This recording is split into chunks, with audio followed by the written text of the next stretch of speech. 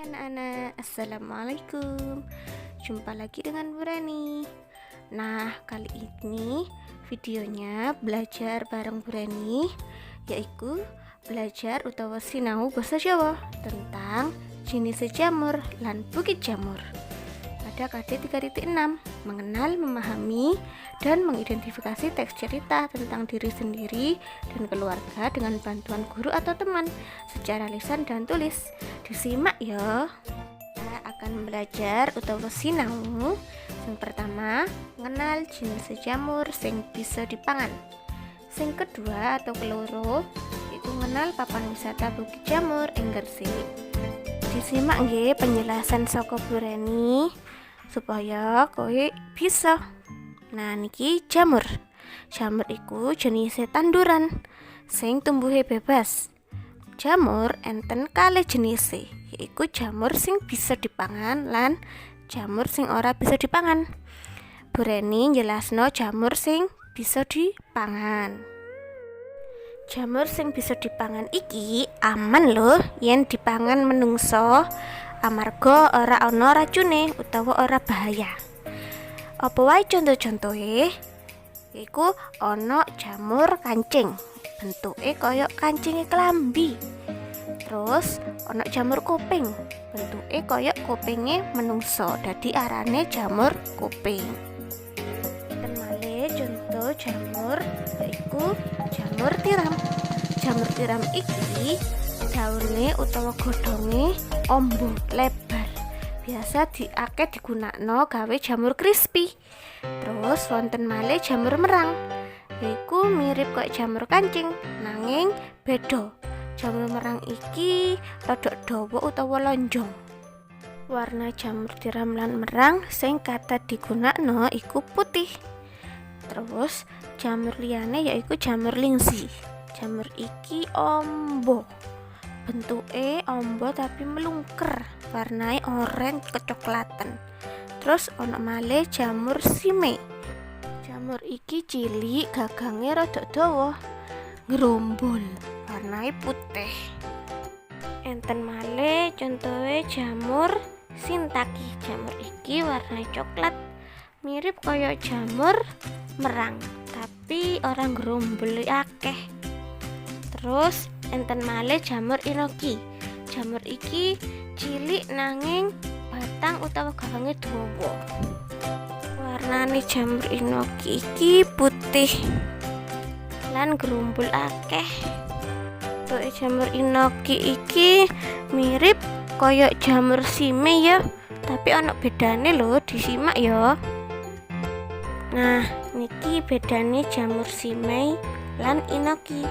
Ditamatno nggih utawa dideleng. Nah, niki sing sebelah kanan iku jamur inoki, sing sebelah kiwa iku jamur sime. Jamur inoki iki luwih cilik, tipis nanging dawa. Jamur sime gagange luwih pendek ya. Nah, anak-anak, enten lho papan wisata ing Gresik sing bentuke iku kaya jamur. Ayo, siapa sing ngerti? Papan wisata ing Gresik sing bentuke mirip jamur yaiku Bukit Jamur. Diarani Bukit Jamur amarga watune kabeh mirip kaya bentuke jamur. Saiki dibuka LKS Basa Jawa halaman 2 utawa halaman 20. Tau ono wacan bacaan tentang Bukit Jamur. Nah, niki Nini nyeritakno apa iku Bukit Jamur ing Wasis adike. Apa Bukit Jamur iku akeh jamure, Mbak? Tamatno gambar sing dhuwur iku, Dik. Iku arupa bukit. Pancen akeh sesawangan sing wujude kaya jamur. Oh, jamur ing Bukit Jamur iku bisa dipangan, Mbak. Bisa dipangan iku jenis jamur sing kaya gambar ngisor, Dik. Yen kowe bisa mangan siji wae jamur ing Bukit Jamur, kowe bakal dadi bocah hebat lan terkenal. Ini ya kok ngono, Mbak? Lah jamur sing ana ing bukit jamur iku wujude watu padas utawa watu sing atos. Dibego wae meleset. Lah kok arep dipangan. Wis ngene wae. Sapa sing kepengin weruh jamur-jamur ing bukit jamur bisa teko ing Desa Bungah, Kecamatan Bungah, Gresik. Saka ceritane Mbak Nini iki mau karo Wasis, bukit jamur iku bukit sing wujude kaya jamur. Nanging gak iso dipangan ya, amarga iku wujude watu padas utawa watuke watos, dadi ora iso dipangan. Nggonane bukit jamur iku ana ing Desa Bungah, Kecamatan Bungah, Gresik. Saiki dilanjutno, dibuka halaman 22 utawa halaman 22 LKSC. Nah niki wonten Gladen 1. Disimak lan dijawab bareng nggih. Mengke jawabane ditulis ing LKS kalian nggih. Nomor 1, nomor setunggal. Apa irah-irahan wacan ing dhuwur mau? Irah-irahan iku padha karo judul. Judule Bukit Jamur.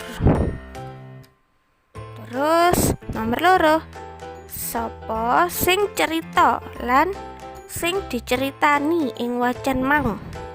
Jadi sing cerita Mbak Nini lan sing diceritani iku Wasis.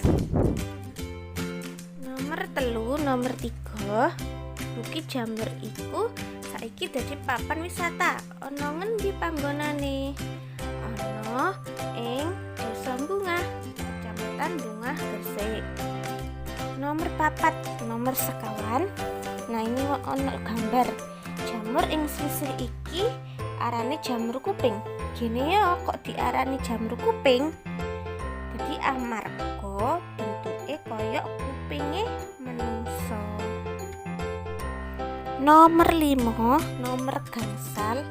Jamur sing ana ing bukit jamur iku gene kok ora bisa dipangan. Amarga iku wujude watu padas utawa watuke sing watos.